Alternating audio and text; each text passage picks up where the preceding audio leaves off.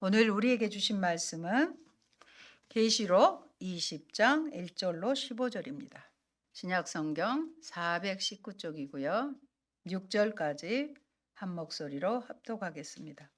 또 내가 보매 천사가 무저갱의 열쇠와 큰 쇠사슬을 그의 손에 가지고 하늘로부터 내려와서 용을 잡으니 곧 옛뱀이요 마귀요 사탄이라. 잡아서 1000년 동안 결박하여 무저갱에 던져 넣어 잠그고 그 위에 인봉하여 1000년이 차도록 다시는 만국을 미혹하지 못하게 하였는데 그 후에는 반드시 잠깐 노일이라. 또 내가 보좌들을 보니 거기에 앉은 자들이 있어 심판하는 권세를 받았더라. 또 내가 보니 예수를 증언함과 하나님의 말씀 때문에 목배임을 당한 자들의 영혼들과 또 짐승과 그의 우상에게 경배하지 아니하고 그들의 이마와 손에 그의 표를 받지 아니한 자들이 살아서 그리스도와 더불어 1000년 동안 왕노릇하니 그 나머지 죽은 자들은 그 1000년이 차기까지 살지 못하더라. 이는 첫째 부활이라. 이 첫째 부활에 참여하는 자들은 복이 있고 거룩하도다. 둘째 사망이 그들을 다스리는 권세가 없고 도리어 그들이 하나님과 그리스도의 제사장이 되어 1000년 동안 그리스도와 더불어 왕노릇하리라. 아멘. 오직 예수님, 예수 그리스도의 은혜와 평강이 넘칠지어다. 아멘. 오늘 우리에게 주신 말씀은 계시록 20장 1절로 15절입니다. 그리스도와 함께 왕노릇하리라. 그리스도와 함께 우리도 왕노릇하리라 하는 말씀의 제목입니다. 우리는 의식하든 의식하지 않든 영적 전투의 현장에서 살아가고 있습니다. 그걸 잊지 마시기 바랍니다. 그 영적 전투의 대상은 우리가 싸우는 대상이 아시죠? 물론 사탄입니다. 이러한 전투에서 중요한 것은 손자병법에도 잘 나타나 있듯이 적을 잘 알고 나를 잘 아는 일입니다. 오늘 본문은 우리의 대적자, 원수인 사탄의 정체를 발가벗기듯이 환하게 보여줍니다. 그러므로 오늘 본문을 통해 우리는 영적 전투의 현장에서 좀 더 효과적인 전투를 치를 수 있습니다. 20장은 계시록 전체를 통틀어서 신학적인 논쟁이 논란이 가장 많은 장입니다. 천년설, 천년왕국으로 해서 여러 가지 신학자들의 학설이 있습니다. 성경 본문의 제목으로 보면 우리 20장을 딱 보면 그 위에 뭐라고 써져 있어요? 천년왕국이라고 써져 있어요. 20장 위에 제목을 보면. 그런데 성경에서는 천년왕국이라는 표현을 정식으로 하지 않았다는 것입니다. 대체로 천년 또는 천년 동안이라고 쓰여 있지 천년왕국이라는 구절은 없습니다. 구조적으로 20장을 살펴보면 1절에서 3절은 예수님의 초림부터 다시 오실 재림까지 그 기간을 상징적으로 천년이라고 했어요. 천년 동안 사탄은 결박당해 있고 4절로부터 6절은 교회 공동체가 마침내 왕노릇 한다는 것입니다. 7절로 10절은 사탄은 마침내 심판을 받아요. 그래서 영원한 형벌을 받게 되고 11절에서 15절은 짐승을 따르던 자들의 백보자 심판의 내용이 20장에 기록되어 있습니다. 좀 집중을 하시기 바랍니다. 1절로 3절을 보면 예수님의 사역을 통해 용이 무저갱에 결박되어 갇히게 됩니다. 그래서 1000년 동안 왕노를 하게 되어 있습니다. 천사가 무저갱의 열쇠와 쇠사슬을 가지고 하늘에서 내려와서 용을 잡습니다. 무저갱은 우주 속에 있는 어느 일정한 장소를 지칭하지 않습니다. 이 말은 어떤 자가 지금 결박당했는데 이것이 확실하게 제압이 되어 있는 상태라는 것입니다. 무저갱을 감옥으로 간주하여 이야기를 전개합니다. 쇠사슬은 천사의 5단계 행동으로 묘사합니다. 용을 잡을 때요. 첫째 잡아요. 그리고 결박합니다. 그리고 던져요. 잠그고 임봉하다의 순서입니다. 그러므로 열쇠는 열기도 하고 잠그기도 하잖아요. 열기 위한 것이 아니라 잠그기 위한 용도로 사용됩니다. 천사는 마귀와 사탄이라고도 하는 용, 곧 앱뱀을 잡습니다. 이 용을 잡았더니 용이 곧 앱뱀이라는 것입니다. 사탄과의 긴장 관계는 에덴 동산에서부터 출발했다는 사실을 암시합니다. 뱀이 사탄이잖아요. 이 뱀은 창세기에서 하와를 꼬드겨 아담을 무너뜨리면서 인류를 타락하게 하는 아주 몹쓸 짓, 못된 짓을 하게 됩니다. 하지만 요한은 이 뱀을 환상으로 본 순간 대번에 사탄이라는 실체로 알아들었습니다. 이 용을 잡습니다. 잡다는 무력으로, 힘으로 통제하다는 의미이며 큰 쇠사슬, 그냥 쇠사슬이 아니라 큰 쇠사슬로 결박했다는 것은 매우 완벽하게 이루어졌음을 보여줍니다. 계속해서 본문을 보면 1000년 동안 이 용은 결박당했다고 합니다. 여기에서 등장하는 1000년이라는 숫자도요, 실질적인 숫자보다는 상징적인 숫자로 이해하는 것이 옳습니다. 왜냐하면 하나님이 앞서 사탄의 실제를 뭘로 보여주셨어요? 뱀으로 보여주셨잖아요. 상징으로 보여주었기 때문입니다.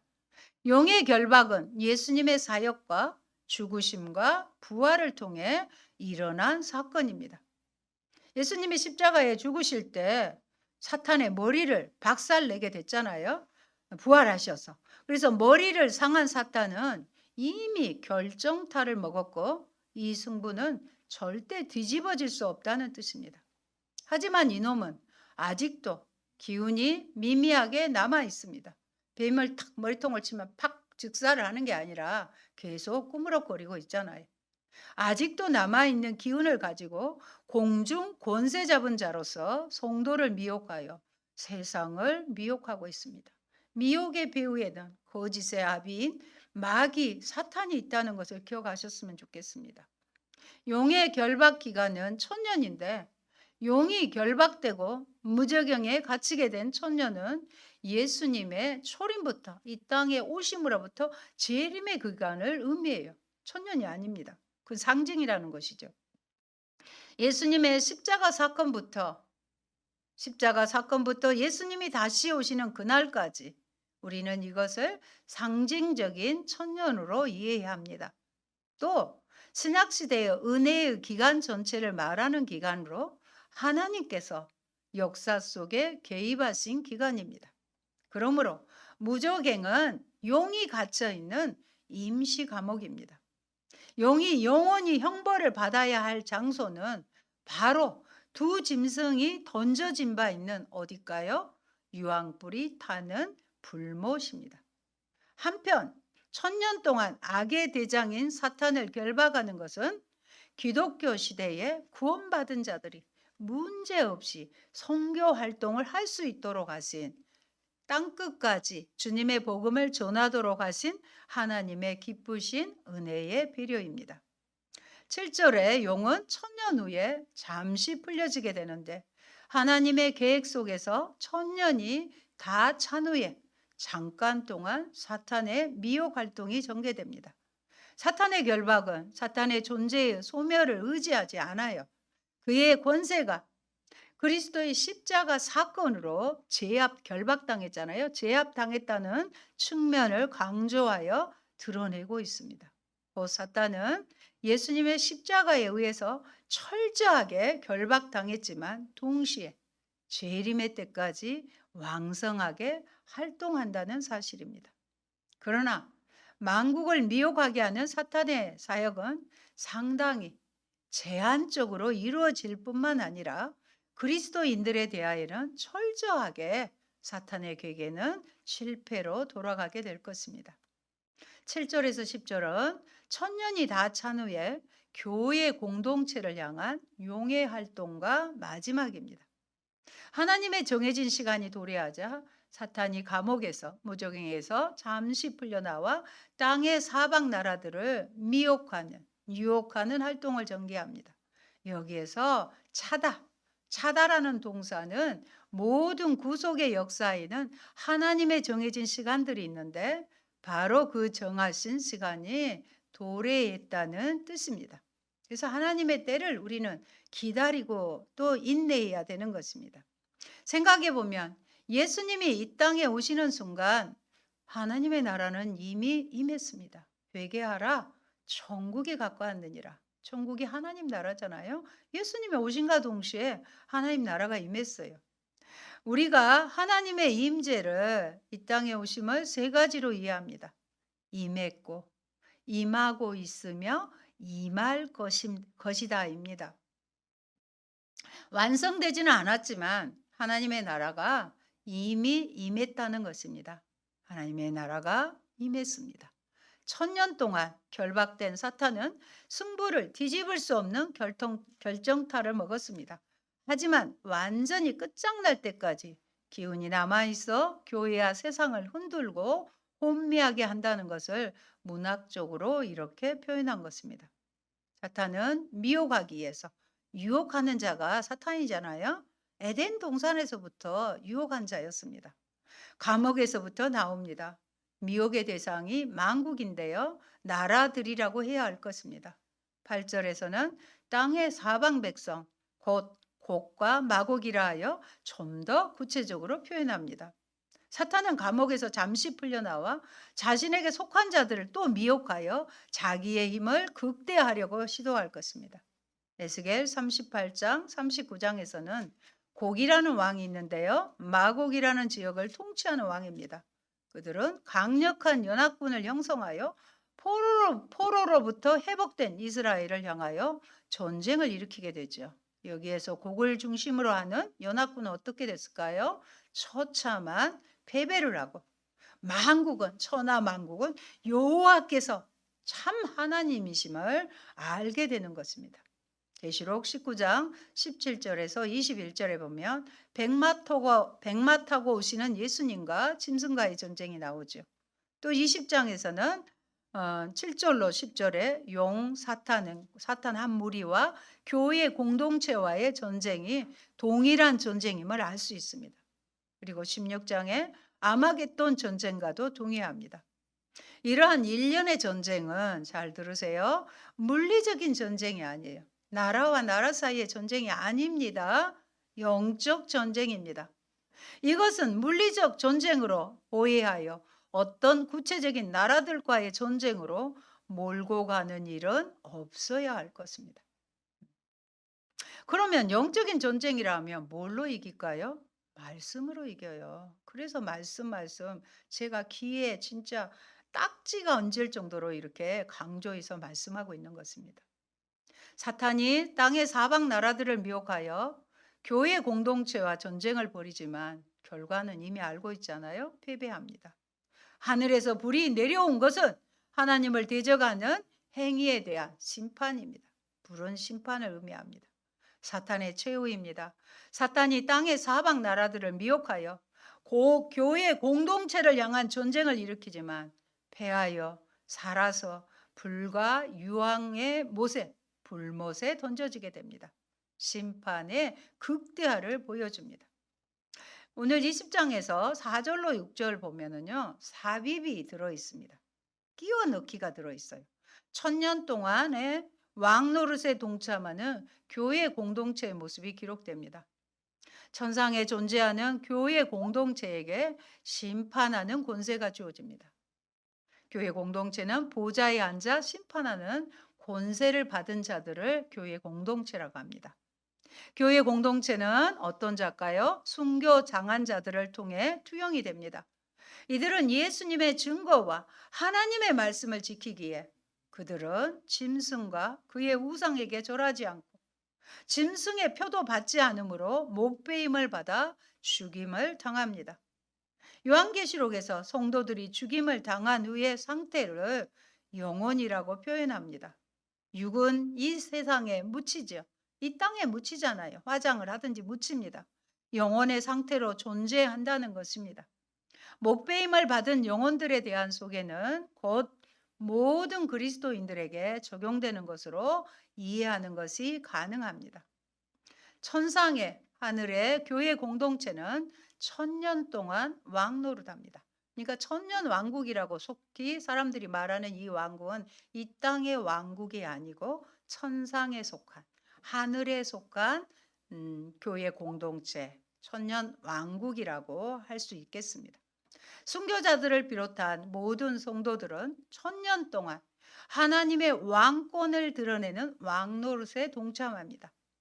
이들은 첫째 부활에 참여한 자들로서 둘째 사망, 즉 영원한 심판을 받지 않습니다.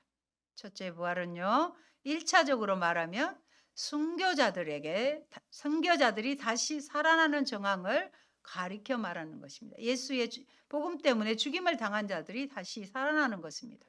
2차적으로는 살아있는 그리스도인들에게도 적용될 수 있습니다. 그렇다면 살아있는 그리스도인들이 우리가 중생하여 내가 죽고 예수님의 생명을 얻는 상태도 첫째 부활이라고 하겠습니다. 왕노릇하다. 왕은 무엇을 할까요? 통치하죠. 통치하다의 의미를 가지며 그런데 성도가 통치한다는 것은 곧 하나님의 통치에 동참하는 것이요. 그것은 하나님의 왕권을 드러내는 삶을 의미한다는 것입니다. 내가 직접 왕이 돼서 이게 아니라 하나님이 하시는 통치에 내가 동참하고 나의 삶을 통해서 하나님이 하나님 되심을 드러내는 삶을 의미하는 거예요. 내가 여봐라 하는 왕이 아닌 것입니다. 그리고 예수님은 이 땅에 만왕의 왕으로 오셨지만 왕노릇 하셨습니까? 섬기는 자, 친히 발을 씻어주시고 화목 제물로 죽어주신 그 노릇, 그 왕노릇을 얘기하는 것입니다. 이러한 왕노릇은 1000년 동안 지속되는데 이는 용이 1000년 동안 무저갱에 갇혀있는 기간과 동일합니다. 성도들의 왕노릇은 예수님의 십자가와 십자가의 죽음을 통한 구속의 결과로 발생합니다.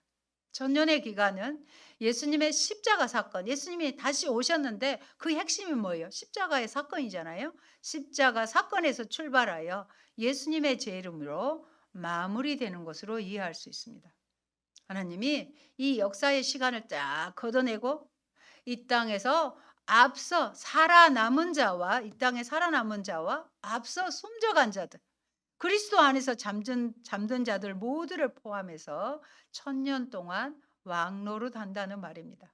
거기에 우리 사랑하는 이모님도 우리 어머님도 함께 하십니다. 그리고 예수님이 왕노릇 한다는 말이고요. 베드로 사도도 우리를 향해서 너희는 다 왕 같은 제사장이라고 말했습니다. 제사장은 제사하지요. 예배 드리는 자라는 것입니다. 그리고 예수님이 마태복음 28장에서 내가 세상 끝날까지 예수님이 다시 오셔서 이 땅이 없어질 때까지 항상 너희와 함께 하겠다고 약속했습니다. 이 말씀 붙잡으셨으면 좋겠습니다. 어렵고 혼란스럽고 의지할 데 없는 이 땅에서 세상 끝날까지 너와 항상 하겠다. 그 예수님은 거짓말하실 수 없는 분이십니다. 신실하신 분입니다. 이 모든 표현들이 천년왕국, 다시 말해 천년왕국보다는 천년 동안 우리가 이 땅에서 그리스도와 함께 어떻게 왕노릇하면서 살아야 할 것인가 하는 삶의 문제를 말하는 것입니다. 11절에서 15절로 다시 옵니다. 사탄을 추종했던 자들의 멸망입니다.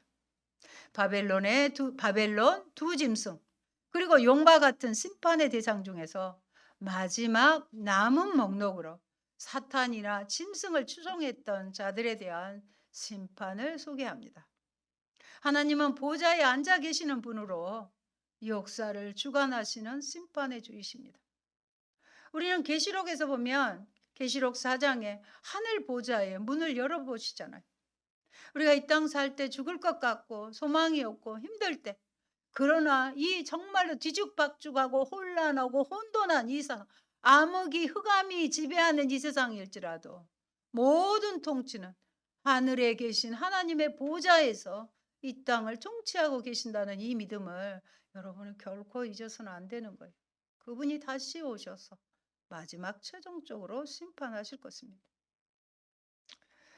흥미로운 것은 바벨론이나 두 짐승과 용의 심판의 양상과는 다르게 마지막 심판은 하나님 자신이 직접 심판주로 등장합니다. 이러한 연출은 왜 그러느냐?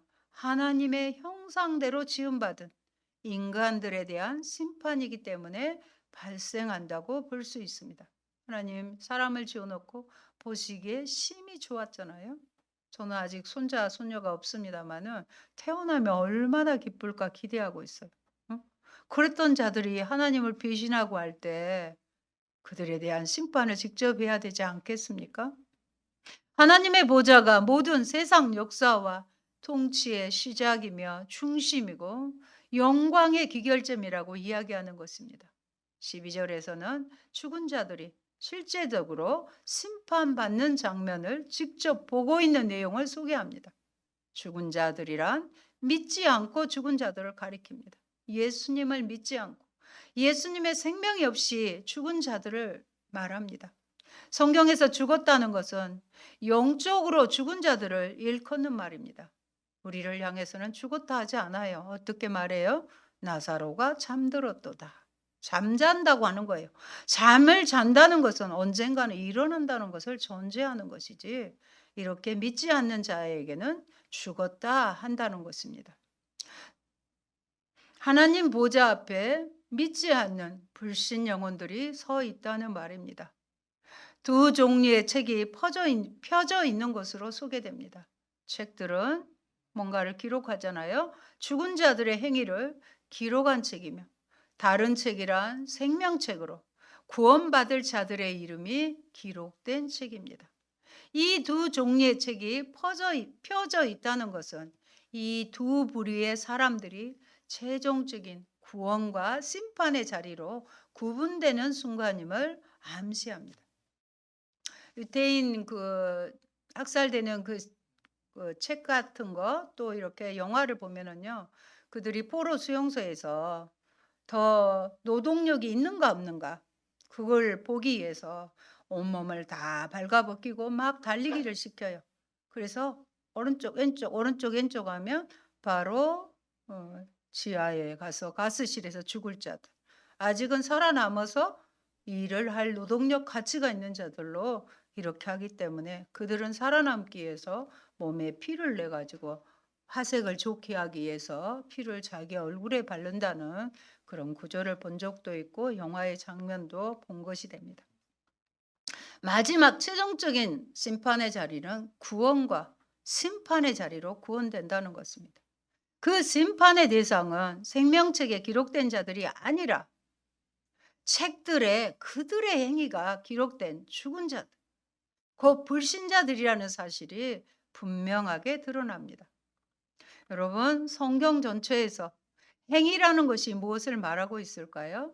마태복음 7장 21절에서 27절 말씀을 보면 누구의 기초에 인생의 집을 놓느냐 하는 것입니다. 물론 우리가 예수 그리스도 위에 반석되시는 예수 그리스도 위에 인생의 기초를 놓았다 하더라도 때로 실수하고 연약에 넘어지기도 합니다. 하지만 이 터 자체가 워낙 반석되신 예수 그리스도의 터 자체가 완벽하기 때문에 다시 우리를 일으켜 주시고 또 될 때까지 하게 하는 것입니다. 성경을 한번 살펴보겠습니다. 다니엘서 7장 9절로 10절 모니터 봅니다. 내가 보니 왕자가 놓이고 이쪽부터 항상 계시니가 자정하셨는데 그의 옷은 희기가 눈 같고 그의 머리털은 깨끗한 양의 털 같고 그의 보좌는 불꽃이요 그의 바퀴는 타오르는 불이며. 한번 장면을 그대로 놔두시고요. 상상을 해보십시다. 그려봅시다. 여기에 왕의 보좌가 놓여 있어요. 아마 그 보좌에는 성삼위 하나님 중 한 분이 앉아 계십니다. 아주 흰 옷을 입고요. 계셔서 하얗게 보입니다. 흰빛으로 보여요. 그가 자정하신 그 보좌는 뭐예요? 불꽃이고 그 바퀴는 타오르는 불이며 불이 강처럼 울려서 그의 보좌로부터 나가고 불이 3번이나 등장합니다. 이렇게 기록한 이유는 이 보좌의 성격을 심판을 위한 성격을 말하기 위해서입니다. 10절 바로 연이어 봅니다. 불이 강처럼 흘러 그의 앞에서 나오며 그를 섬기는 자는 천천히요 그 앞에서 모셔 선자는 만만이며 심판을 베푸는데 책들이 펴 놓였더라. 바다와 사망과 음부로부터 이들은 다 죽었어도 내어줌을 받잖아요. 그 죽은 자들 각자가 그들의 행위대로 심판을 받습니다. 사망과 음부가 불못에 던져집니다. 불못은 둘째 사망입니다. 둘째 사망이란 첫째 사망에 이어지는 영원한 죽음을 의미합니다. 첫째 사망은 믿는 자든 믿지 않는 자든 모든 인간들에게 동일하게 일어나는 것이라면 죄의 값은 사망이잖아요. 둘째 사망은 첫째 부활, 둘째 사망은 오직 바다와 사망과 음부가 내어준 자들에게 일어나는 것입니다. 둘째 사망은 첫째 부활을 경험한 그리스도인에게는 전혀 영향을 미치지 못한다는 사실입니다. 11절에서 15절의 말씀을 정리해 보면은요. 불신자들을 향한 최후의 심판을 기록하게 있는 것으로 이들은 바다에서 죽은 자들 또 사망과 음부에 대기하고 있다가 최후 심판 때에 내어줌을 받아 작은 자든 큰 자든 하나님의 심판대에 서게 되고 책들에 기록된 그들의 행위에 근거하여 심판을 받아 마땅한 자로 확정되어 불못으로 던져지게 되는 것입니다. 사랑하는 여러분, 지옥은 존재합니다. 그러나 우리에게는 두 번째 사망과 심판이 존재할 수 없다는 것을 기억하셔야 합니다. 어린 양의 보혈로 이 심판이 소멸했습니다. 예수 그리스도가 십자가에서 그 심판을 대신 겪어주셨기 때문입니다. 우리는 그 사실을 믿어야 돼요. 믿고 고백하기만 하면 누구든지 영접하는 자, 곧 예수를 그리스도로 고백하는 자에게는 하나님의 자녀가 되는 권세를 주시는 것입니다. 어린 양의 공로로 우리는 생명책에 기록이 된 것입니다. 이 생명책에서 우리는 죄될 수 없습니다. 선지자와 역사와 교회를 통해 그 기회가 공정하고도 아주 오랜 동안 오래 참으시는 하나님의 사랑 때문에 그 기회가 주어졌습니다. 그럼에도 불구하고 끝까지 이 기회를 거역했던 불신 영혼들이 지옥의 불못으로 들어가게 되어 있습니다. 왜 아직까지 주님 오신다고 약속하셔놓고도 재림하지 않고 있으신가요? 하나님은 지금도 모든 하나님을 예수님을 믿고 구원받은 자들이 돌아오기를 기다리고 계신 것입니다. 그렇다면 구원의 은혜를 입은 우리들은 어떻게 해야 할까요? 지금도 여전히 불나방처럼 지옥의 불구덩이를 향해 다른 박질하는 줄도 모른 채 죽어가는 영혼들을 향해 애끓는 마음으로 우리의 온몸으로 또 온 인생으로 산자와 죽은 자 그리고 역사 앞에서 예수 그리스도의 주 되심을 선포해야 하고 고백해야 하며 그 일을 위해 그것을 위해 헌신해야 하는 것입니다. 이것이 일상의 순종이며 과제입니다. 여러분 여기에서 중요한 것은 이 심판의 대상에서 생명책에 기록된 자들, 곧 구원받은 자들은 제외된다는 것입니다. 성도들은 이처럼 생명의 부활을 통해 예수님의 신령한 몸을 입고 그들을 기다리고 있는 새하늘과 새 땅에 들어가게 됩니다. 그것은 21장에서 또 기대하시면 말씀드리겠습니다. 사랑하는 성도 여러분, 사탄은 결박당했습니다. 그러므로 그의 활동에 결정적인 제한을 받고 있습니다. 더 나아가 사탄은 종말의 심판을 받아 멸망당할 것이며 영원한 형벌에 처하게 될 것입니다. 그러나 성도들은 이 땅에서 순교적 삶을 살아가지만 우리는 그리스도로 더불어 왕 노릇하는 존재들임을 확신하여야 합니다. 그러기에 성도들은 영원한 구원에 이르는 축복된 존재들이라는 것을 아셨으면 좋겠습니다. 우리는 이러한 사탄의 정체에 대한 지식을 우리의 영적 전투의 현장에서 알아야 이길 수 있잖아요. 적절하게 사용하는 것이 필요합니다. 이러한 진리를 적용할 우리의 영적 전투의 현장은 어디이겠습니까? 주님은 우리가 자신이 있는 자리, 우리가 있는 자리, 주님이 보내신 그 자리에서 언제나 성실히 자신의 사명을 감당함으로써 재림을 준비하길 원하십니다. 최후의 심판을 위해 현재에 충실함으로, 현재에 충실해야 돼요. 주님이 언제 오시든 간에 기쁨과 담대함으로 그분을 맞는 여러분이 되시길 바랍니다. 주님은 반드시 오십니다. 우리는 지금 이 땅에서 그리스도와 함께 왕노릇하도록 부름받은 하나님의 거룩한 백성이요 제사장입니다. 그러므로 우리는 삶에서 이런 당당한 신앙의 기계를 다시 한번 회복해야 합니다. 이 소망의 약속을 붙들고 다시 한번 삶 속에서 예수 그리스도의 주 되심과 하늘의 보좌로부터 모든 심판과 통치와 영광까지 비롯됨을 고백하고 선포하는 삶을 사시길 바랍니다. 본문에는 온 우주의 대종말에 관한 실로 엄청난 비밀이 담겨 있습니다. 그 비밀을 진정으로 깨닫는 자는 현재를 어떻게 살 것인가를 결정해야 하는 것입니다. 곧 온 우주의 끝을 보면서 현재 자신을 돌아보는 지혜가 필요하다는 것입니다. 이를 마음 깊이 새겨 최후 심판을 위해 현재에 충실함으로 주님이 언제 오시든 간에 기쁨과 담대함으로 그분을 만난 저와 여러분이 되시기를 바랍니다. 아멘. 좋으신 하나님 감사합니다. 드디어 하나님께서 1000년 동안 결박했던 사탄을 결박해 놓고 또 잠시 풀어 놓아 주시지만 결정적으로 패배할 수밖에 없도록 우리를 도우시니 감사합니다. 하나님 끝까지 이 하나님의 사랑과 오래 참으심을 거절했던 불신 영혼들이 사탄과 함께 불못에 던져지는 것을 봅니다. 하나님, 우리도 그 영혼들을 사랑하는 마음을 주셔서 주님이 우리를 포기하지 아니하시고 여전히 기다려 주시고 일으켜 세워 주시고 아버지 함께 해 주셨던 것처럼 그들에게도 은혜와 자비를 베풀어 주셔서 돌이켜 회개하며 주님 앞에 돌아와서 생명책의 기록이 되고 하나님 나라의 영원한 주님과 함께 왕노릇하는 귀한 복을 받아 누리게 도와주시옵소서. 마지막 때에 사탄이 거짓된 교리로 유혹합니다.